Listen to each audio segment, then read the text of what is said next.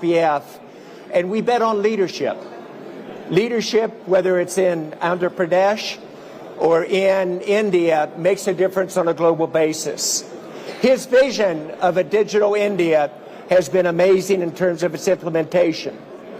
But what has been amazing, if you watch how far things have changed in the last 10 to 20 years. 20 years ago, India was the number 12 nation in the world in terms of GDP. Today, India's number 4. When you think about the conversations that have occurred over the last, I'm going to ask the group in the back, can somebody just get a little bit of attention for the group?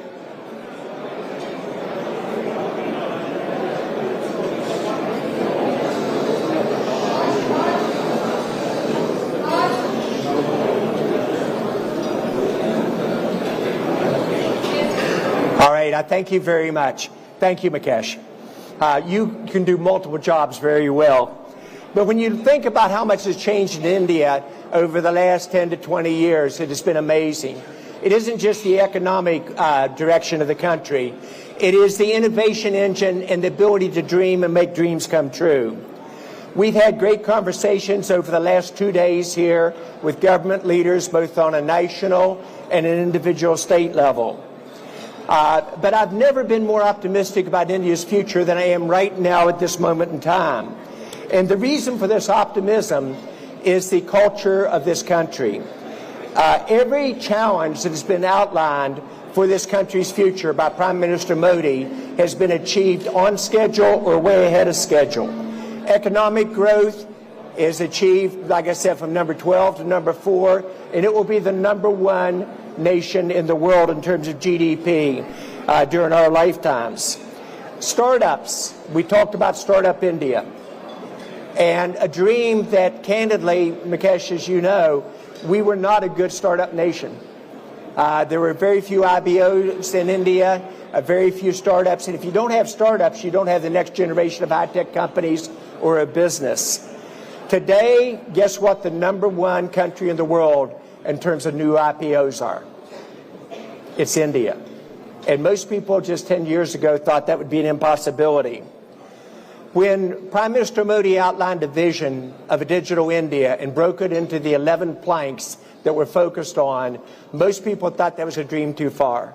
I had the honor of working with the Prime Minister on 8 of those 11 planks, and on Make in India, I was there when he kicked it off in Delhi about the possibilities of becoming a manufacturing powerhouse. And again, if you watch the announcements, especially the last year, about manufacturing commitments here in India, and Apple probably represented one of the very best. Google, we talked about the commitment of the data centers in Andhra Pradesh earlier.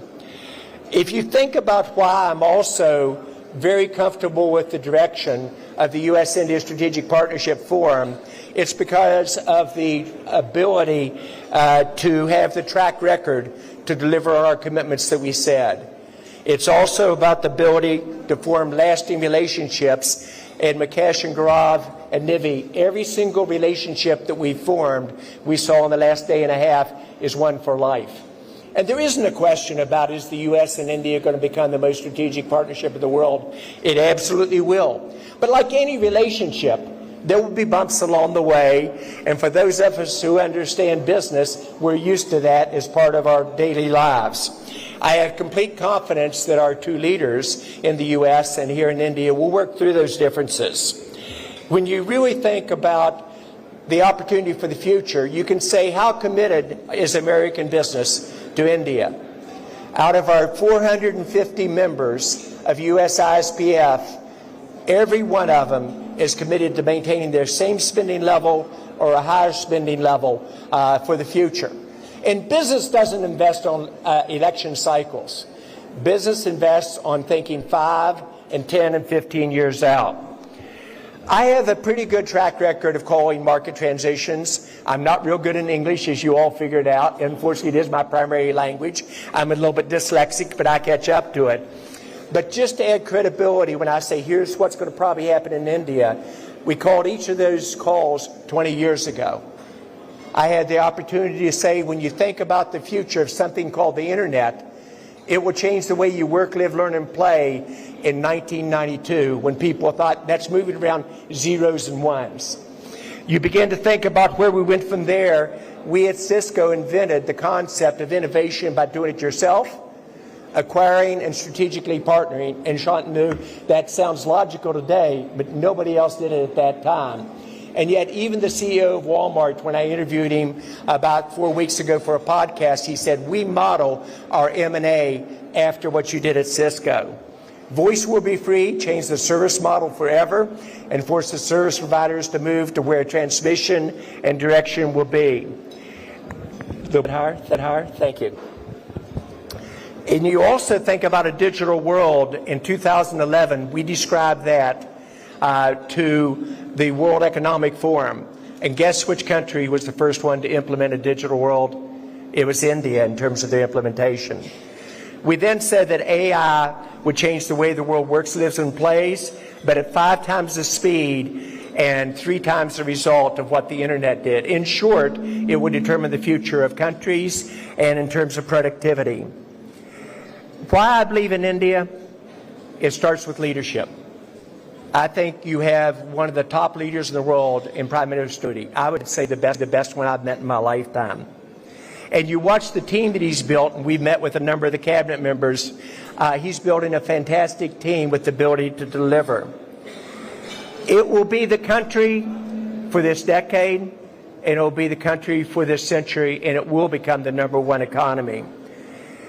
When you think about the future of countries, it'll be about how will you digitize, how will you use AI for your future, and how great an environment you create for the citizens of your state and your country, but also how you use IT.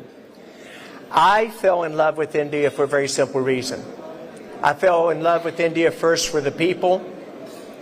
I fell in love, secondly, very candidly, for the culture of the country, and then finally for the potential. So it's possible I'm going to be wrong about India's future, but I don't think so. Market transitions, I do get right.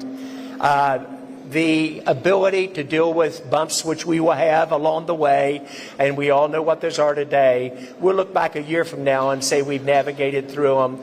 And again, I want to repeat, tremendous confidence of our 2 leaders of our countries to do that. And from a business perspective, we're all betting on this country in terms of the future. I can tell you that relationships get stronger when you have problems. And I've never completely understood that, Shantanu, but when you have a problem with the customer, you fix it, you have a relationship where you will buy more over time from that organization. Same thing is true of countries. When we have bumps along the way, it makes the relationship even stronger. I've had the good fortune with a small venture capital world to have 11 unicorns. 2 of which are decacorns. We had the best performing stock in the industry in the U.S. this last year so far in Bloom Energy. And so when I talk about what is possible, I think you're looking now at a future of a country that will lead the world in innovation. And we in the U.S. ISPF intend to be your partners. So thank you very much for your time today. And Mukesh, let me turn it back to you.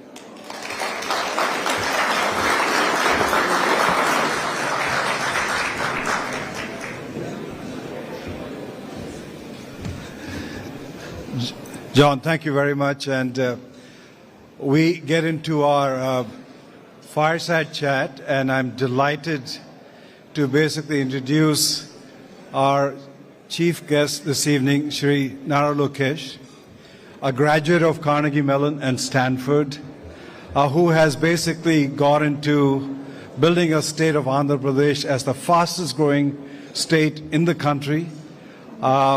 This year, they have gotten commitment of over $120 billion of investment. Google announced last week a $15 billion data center and AI center itself. And with the speed he's moving, in fact, as a Minister of HRD and Technology, he has basically focused on building state of Andhra Pradesh in a not just ease of doing business, but the speed of doing business itself. So we are delighted that you could join us this evening. I welcome you to the stage. Please join us here.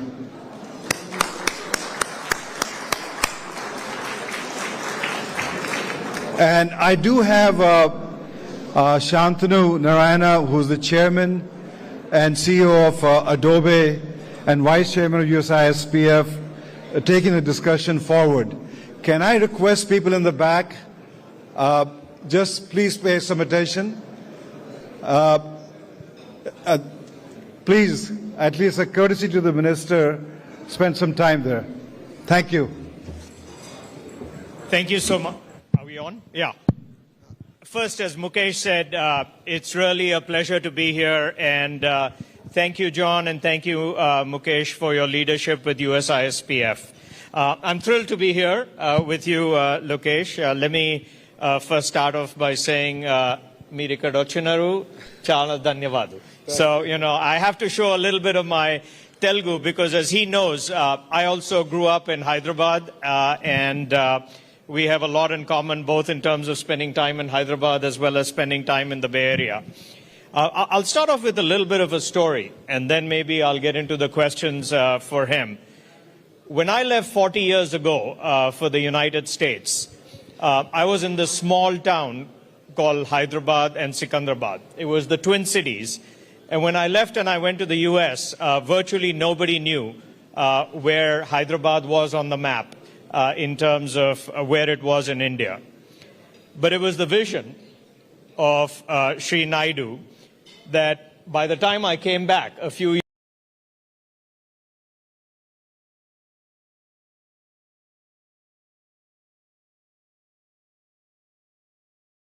Hyderabad. And I think that vision that was created to put Hyderabad on the map, what I've heard from you and what I see is a vision to even eclipse that with what you're doing in Andhra Pradesh, in Amravati. And so why don't I first start off and give you the opportunity to just talk about your vision, your father's vision, and as you said, you're actually a third generation in terms of giving back to the community. So with that, why don't you start? Thank you, John. Thank you, Mukesh, for having me here. Shantanu ji, thank you very much for hosting the fireside chat. For those of you who don't know me, I'm Lokesh Nara. I am the HRD IT Electronics Minister for the state of Andhra Pradesh. A little bit of my background. I did my bachelor's at Carnegie Mellon, worked at the World Bank, a Stanford MBA, came back to the family business. We run one of India's largest private sector dairy company. Then my wife came back from Stanford, kicked me out of the business. I ended up in politics in 2013. I'm a third generation politician, second generation entrepreneur, and I'm enjoying what I'm doing. And I keep telling my wife, in business, what I could have done in a lifetime, I get to do it in 5 years in Indian politics. So that's a bit of my background. The state that I represent is a $180 billion economy, aspiring to be a $2.4 trillion economy. The government was voted in the last 17 months back. We've attracted so far $120 billion worth of commitment. All that is getting grounded as we speak. Two of the marquee investments which we're particularly proud of, one is of course Google, who are now investing close to $15 billion. And this is India's single largest FDI investment ever. So we are particularly proud of that. Second one, of course, is ArcelorMittal building India's largest steel city in Visakhapatnam, south of Visakhapatnam. And this got closed over a Zoom call. So speed of doing business is our unique selling point. But I'll give you two more reasons why you should consider Andhra Pradesh. First one, of course, is speed. The second one being our leader, Mr. Naidu, has a track record of building cities, and we are out to do it all over again, this time at a state scale. Third is, in India, I'm sure you would have heard of double engine Sarkar, which is the federal and the state government being from the same political establishment.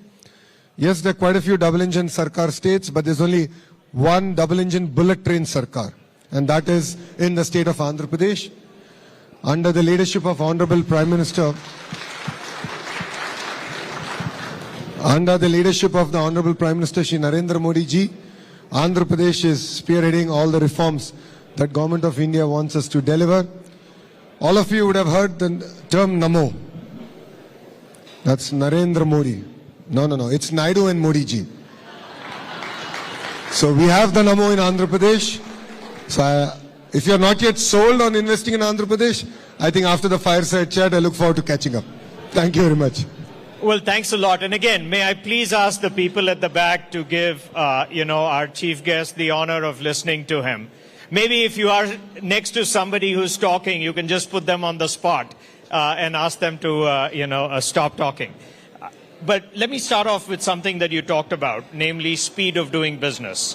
And everybody talks about the opportunity in India. But one of the issues is that they talk about, the speed is not always what it needs to be. And you've given two examples, whether it's Google with 13 months or ArcelorMittal. So tell me how you're accomplishing the aspect of not only attracting people, and the momentum is incredible, but this aspect of doing speed. What is different, and how are you in Andhra Pradesh making sure that you continue to focus on that? No, I mean, it's technology and people. Technology comes in where we are looking at policies. We are using AI to compare it to other states. We are looking at coming up with best-in-class policy. The second part is, as a company, once you apply, we actually compare your application with other applications using AI and looking at how can we give best-in-class incentives and attract you to Andhra Pradesh. The second part, the other side of the coin is, people. Relationships matter. And if you look at Mr. Naidu and his track record for now almost 4.5 decades, he has an amazing Rolodex, and we're just leveraging upon it. And once we shake hands that we are going to invest in Andhra Pradesh, it's no longer your project, it becomes our project. And I'm sure partners here who have already looked at Andhra Pradesh know it. We create a WhatsApp group. I'm sure Meta is happy with me mentioning WhatsApp here. We create a WhatsApp group, and then we are in touch, we follow it through. Anywhere things get stuck, we are very frank and open with each other, and we sort of look at how can we sort of streamline it. And it's a great lesson that as a state we can learn. So the next partner who's coming into our state doesn't go through the same process all over again. I think a big reason why India actually has been so successful on the global stage is, to your point, the investment in education. And in the past, that used to be engineering institutes, which were world famous. But I was inspired to hear that you're talking actually about AI literacy and what you're doing to make sure that it's the next generation of skills that you're investing in. Maybe you can share with people a little bit more about how you're doing this in a field that is so evolving as we speak, namely in AI. No, honestly, all of us are learning. It's clear that AI and then quantum is the next frontier for us. So, as earlier I was telling, we are very focused on the cluster-based approach, where we look at not only bringing in the companies, but the entire ecosystem associated with it. And education plays a very important role.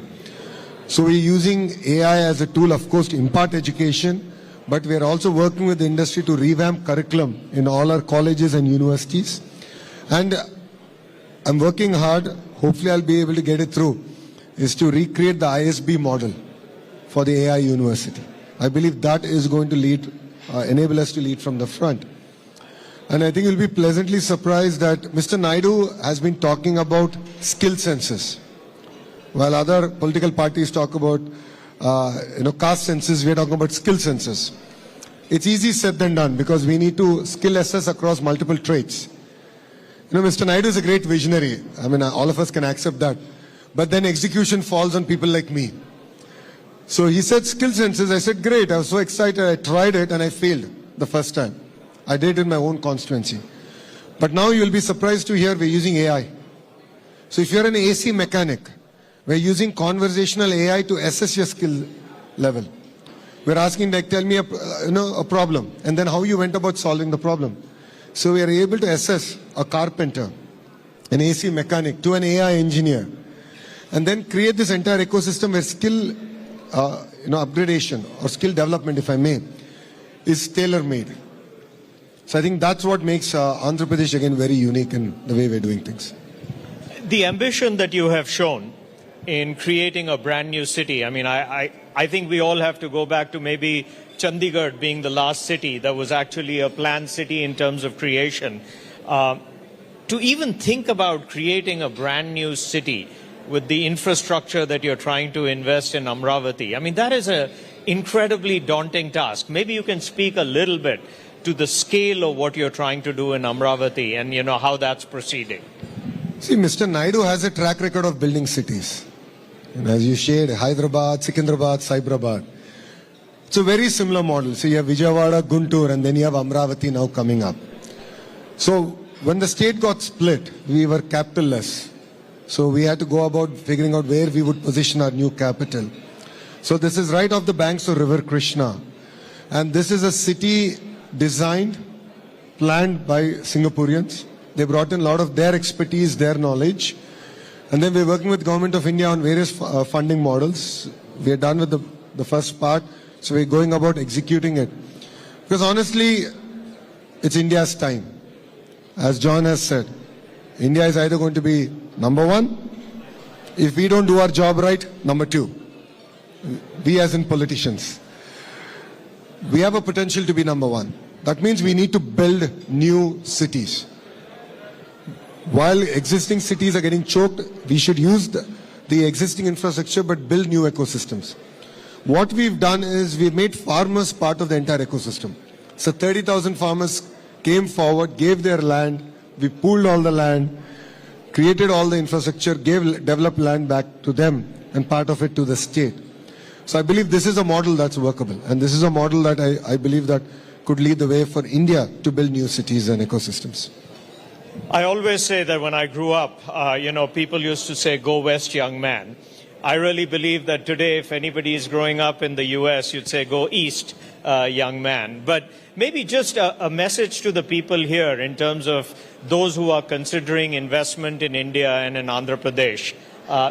Why you think, as you pointed out, it's India's time. And then I don't know if we have time for a few questions, but I'd just like to give you this opportunity to tell them all the things that you've been sharing with us as a board of what's exciting and happening. I'm sure quite a few of you are from California. So you think about Andhra Pradesh as California of the East. So we have an amazingly long coastline, a beautiful cities, ecosystem getting built across the state. For people who have followed Hyderabad and its growth trajectory, there's a leader who has a track record and is sharing with the board that it is India's time, and in India it is Andhra's time. What you're seeing is history getting created in front of your eyes. It could be with Google, it could be the project we have done with Meta, it could be the investment that ArcelorMittal is now doing. We are creating history. And I request all of you to come visit us, see what we are doing, and please don't miss this bus. Together we can create history. And coming back to John, India will be number one. The question is, can we do it before 2047? With that agenda, please come, visit us, and we'll make it a worthwhile trip together. Thank you. Thank you so much. Do we have time? If there's any questions, okay, maybe, do you have a few more minutes to ask? Okay.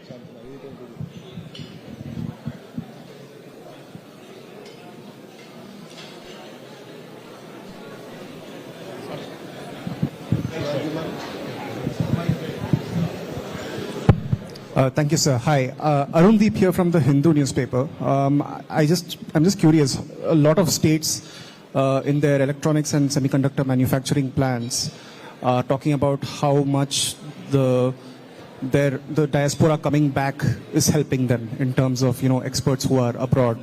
So in Andhra, what has been the role in this industrial renewal of people who have spent a long time in the US coming back and being part of this new growth story? No, that's a very valid question. Brain drain to brain gain, if I may. I think that was your question. We are seeing a lot of interest for youngsters who spend a decade or less than a decade in the West looking forward to coming back. And with the kind of ecosystems and clusters that we are building, I've shared with the board that we are looking at a very decentralized development. And if there's something that we can learn from our neighbors, is the power of cluster. So take electronics manufacturing. How can I get the 1,000 companies that end up creating the entire ecosystem that then Apple takes and makes an amazing iPhone? So we're looking at building multiple clusters. Work's already done. They're at different stages. That's what I call as the verticals. And horizontal is where education comes in. That's where my role comes in. One is education, then skill development. We are doing a lot of testing ecosystem and of course certification ecosystem. This alone is not enough. We need to build a vibrant social ecosystem. So we work closely with Tourism Ministry, with Excise Ministry, to look at how can we have progressive policies that can also enable us to create a vibrant ecosystem. So while we're looking at blue collar jobs, white collar jobs, hospitality is also very important. So 5 years when we started our journey, we said 50,000 rooms, 50,000 keys. So far we've done 8,500 keys. So we are looking at a state that will develop across sectors, but also creates a vibrant ecosystem. So that's what I think will make us very unique compared to other states in India. Maybe I'll ask you one question on that as well. When I see your portfolio, it's really inspiring to see that you are both HRD as well as IT. Maybe you can speak a little bit to, why both of those are better together and what you're doing uniquely, given you have those two incredibly important initiatives. Shantanu, I wished I thought it that way when I took the portfolios. But see, I love a challenge. If you look at my journey as a politician, I've always chosen the road less traveled. I contested in assembly, which my party didn't win for 40 years, and I lost first time. But I stuck at it. 5 years I worked hard. I won it with one of the highest ever majority in Andhra Pradesh's history. So I love to take the road less traveled. Education is one such portfolio. Historically, heavyweights are not positioned into education. They prefer, industries or power, so on and so forth. But I truly felt education is one portfolio that can really transform lives. You're a beneficiary of great education. I'm a beneficiary of great education. It's changed the way who we are, our exposure. So I felt it's impetus on me, that to being a Stanford MBA and a Carnegie Mellon undergrad, to take such an important portfolio and look at very fundamental changes at primary school all the way up to skill development, as I call lifelong learning. And why IT? I felt that that portfolio will help me balance things out to understanding where is the market heading. It's important that I understand from leaders like you, what's the next frontier? And then go back to my department and say, okay, I can see the visibility. 20 years from now, these are the skill sets that are required for the youth of India. And then work backwards in terms of a curriculum. So yes, Andhra Pradesh, I think, is the only state which has HRD, IT under one minister. Thank you. Well, you've been extremely generous with your time, so thank you. You talked about Stanford and Carnegie Mellon. Hopefully you think HPS is still pretty good, in terms of what we were able to do, and I'm still a Manavadu in terms of, being part of you. But please, let's give him a round of applause. Thank you so much for being here. Thank you, Shantanu.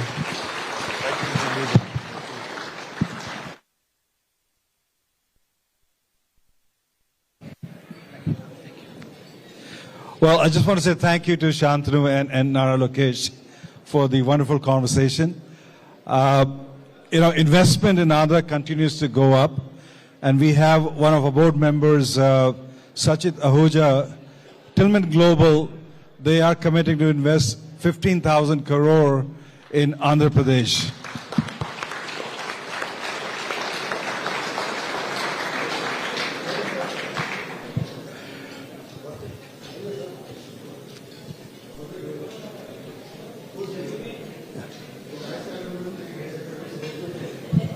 Come, Shazan, come.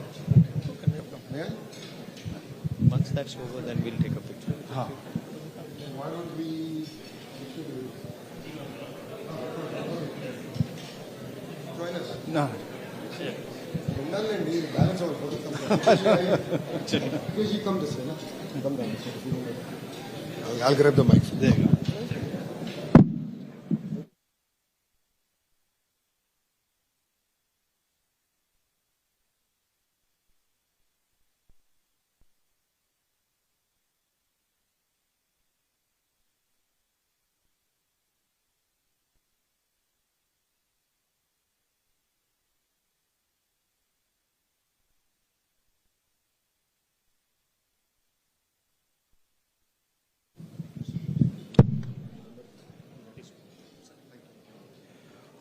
Well, let me have the final session. I just saw Ken Jester, our former ambassador to India, just walk in, welcome, and then we do have Ambassador Rowan from Israel.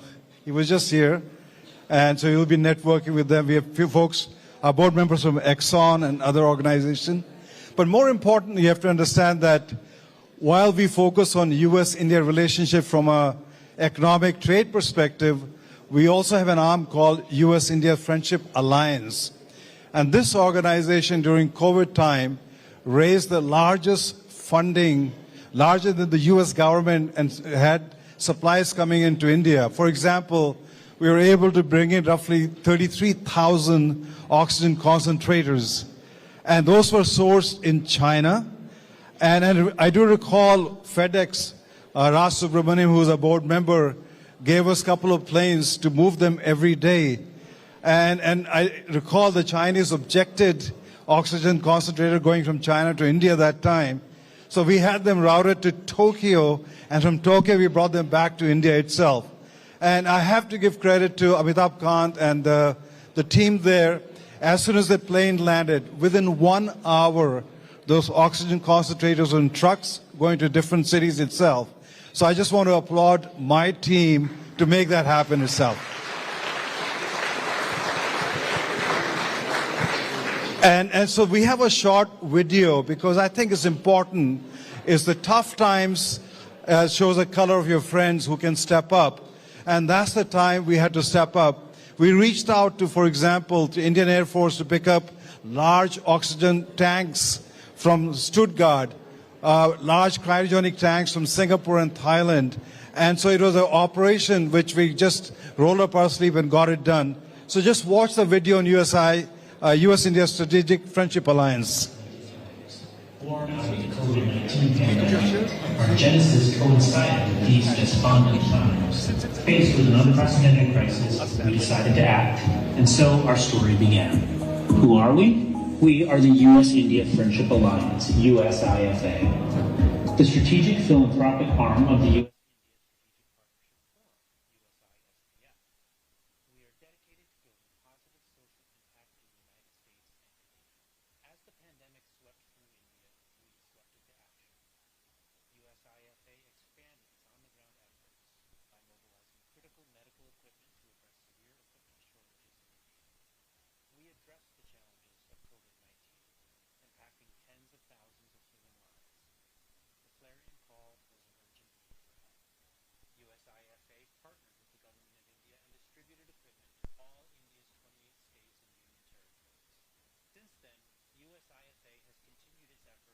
Improve lives, build opportunities, and strengthen the partnership between the United States and India.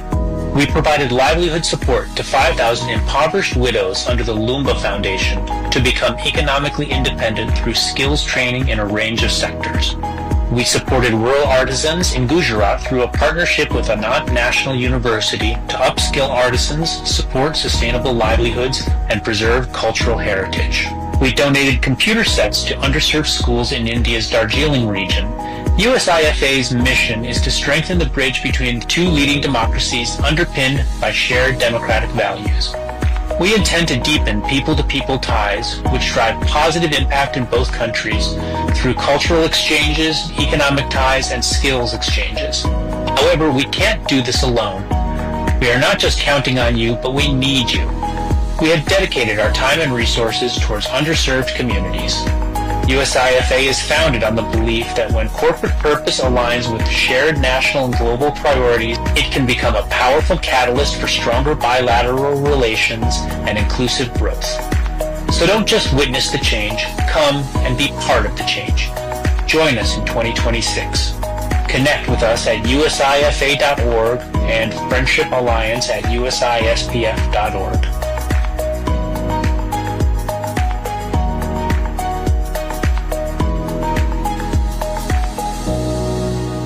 Well, our mission, thank you. We have roughly 450 corporate members in our consortium, and our objective is to how do we leverage each one of them and focus on some of the social effort between the two countries. work with our team and join us from that perspective. Once again, I'd like to say thank you to our sponsors, Boeing, Flex, Caterpillar, ExxonMobil, MasterCard, Meta, Wins, Cummins, Johnson & Johnson, LinkedIn, and Lockheed Martin. Once again, thank you to sponsors. Do engage and network with the board members this evening. Have a wonderful evening, and thank you for joining us. Thank you.